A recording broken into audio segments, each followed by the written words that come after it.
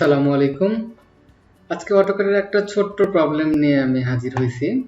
তো এখানে আমাদের হচ্ছে বিভিন্ন ক্লায়েন্ট বা বিভিন্ন এলাকায় ভিত্তিক বিভিন্ন রকম ইউনিট আমরা ব্যবহার করে থাকি।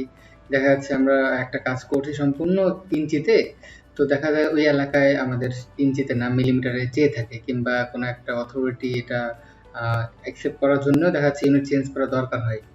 তো এই কারণে দেখা যাচ্ছে আমি একটা কাজ করছি 24 ইঞ্চি বা 15 ইঞ্চি সব ইউনিট ইঞ্চিতে ধরে করে ফেলছি।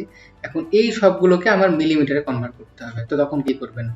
তো দেখা যায় আমাদের প্রত্যেকটা জিনিস চেঞ্জ করে নিতে হয়। এটা অনেক বেশি হ্যাসেল দেয় আমাদের জন্য। তো এটা সংক্ষেপে খুব শর্টকাটে একটা কাজ করতে পারেন। তো আমি মনে করলাম সবকিছু আমরা করে ফেলছি।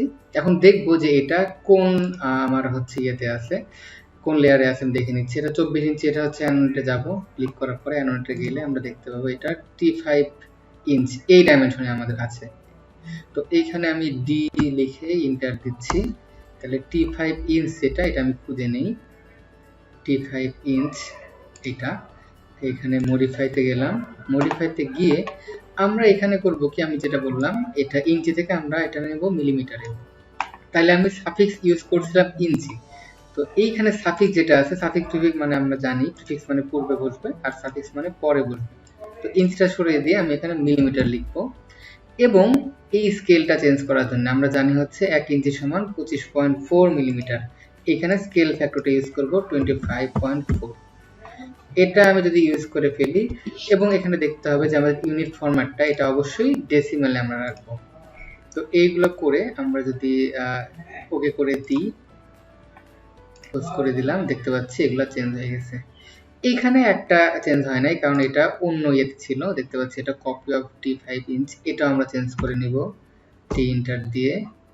কপি অফ T5 ইঞ্চ এটা চেঞ্জ করে নিচ্ছি। সেম একই রকম ভাবে এখানে সাফিক্স দিয়ে আমরা মিলিমিটার লিখলাম এবং স্কেল ফ্যাক্টরও 25.4 করে দিলাম, এবং এটা ডেসিমালি থাকবে। ওকে, ক্লোজ করলাম। দেখতে পাচ্ছি এটাও চেঞ্জ হয়ে গেছে। তো এটা এরকম হইতে পারে, এটা 190 মিলিমিটার এটা হয়েছে। তো এরকম ভাবে চেঞ্জ করে নেবেন আপনারা। নেওয়ার পর দেখতে পাচ্ছি এগুলো ঠিক আছে। এই সেম একই ভাবে সবগুলো যদি আমাদের একই লেয়ারে থাকতো বা একই ডাইমেনশন স্টাইলে দেওয়া থাকতো, তাহলে আমাদের সব একসাথেই হয়ে যেত। এছাড়া আরেকটা প্রসেস করতে পারেন, একটা করে নেওয়ার ফলে আর বাকিগুলো করার জন্য আমরা ম্যাচ প্রপার্টিজ নিয়েও করে ফেলতে পারি। এটা ক্লিক করে এটা এভাবে করে ফেলতে পারি। কিংবা আরেকটু শর্টকাট আমি দেখাই, যেটা আপনারা জানেন হয়তো। এইখানে ক্লিক করলাম এবং এখানে ক্লিক করে লেয়ার আইসোলেট আমরা করে নিয়ে করতে পারি খুব সহজে। তো এখানে আমি যদি ম্যাচ প্রপার্টিজ দিই, এটার সাপেক্ষে বাকি সবগুলো করব। সেক্ষেত্রে একবারে এই সবগুলো আমি নিয়ে নিলে সবগুলো দেখতে চেঞ্জ হয়ে যাচ্ছে। এভাবে খুব শর্টকাটে আমরা কিন্তু কাজগুলো করে ফেলতে পারি, যেটা অনেক বেশি সময় আমাদের নিয়ে থাকে। সেই কাজগুলো সংক্ষেপে আমরা করতে পারি। তো ঠিক আছে, আশা করি ভিডিওটি আপনাদের কাজে আসবে। ইনশাআল্লাহ কাজে আসলে এটা আমাদের সৌভাগ্যের বিষয়। তো আশা করি ভালো থাকবেন। ধন্যবাদ।